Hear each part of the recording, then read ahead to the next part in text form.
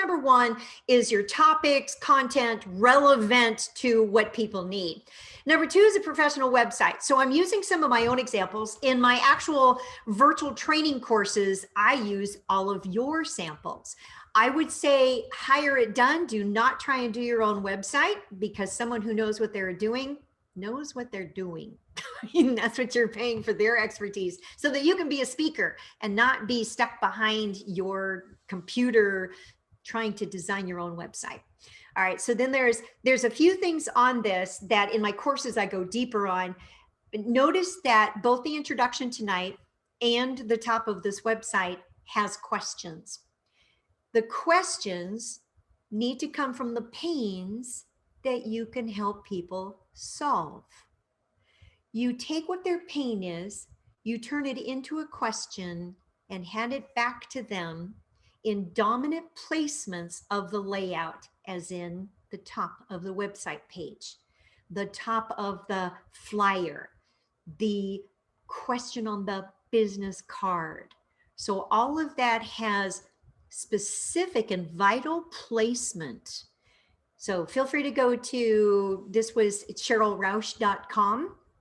Feel free to go and look at this. And I turned off the auto launch on the video.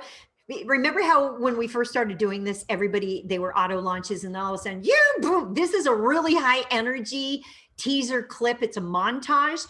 And watch your volume, because it's very energetic. So anyway, I thought, okay, let's give people a choice on that. They don't want to be bombarded, yet they want to have choices on it. So professional website, always on your website have testimonials. Always get testimonials from your presentations. And when I come to clients, I'm going to give you additional feedback on that, because what if they're not clients, but they're audience members? You can still get great testimonials as you are building your business. I love being able to give very specific feedback. And that's why too, I love to coach people so that we can dive deep and it's laser focused. And it's like, okay, boom, remove this word, change that word, put this up here. What's the pain you solve? Put it up here, and like, boom, boom, boom. And after 47 years of graphic design, it's like, oh yeah. So this is Yvonne. We're looking at number 3 for email address with the website. In working with her on her business cards, she had a great designer for her website. And I'll show you an example of what she did and what the other side of her business card looks like. So here's my case in point.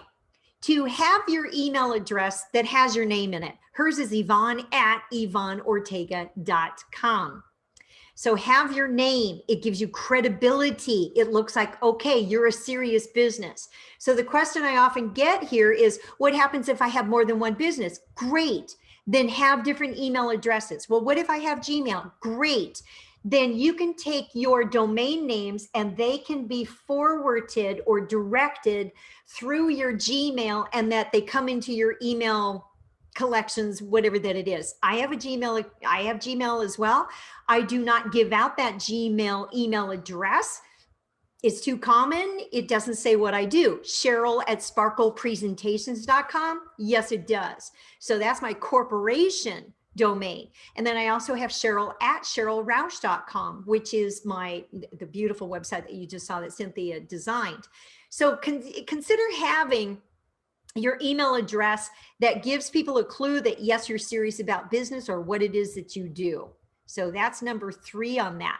Number 4, back to my website as examples to show you here, video clips and or teasers. Again, people want to see what it is that you do. So you can go back into SherylRoush.com and you can actually look at videos, and you'll see that these have they're called a cover, where it has my name with the branded look, and that I have a great photographer. You need to have a photographer that makes you look good.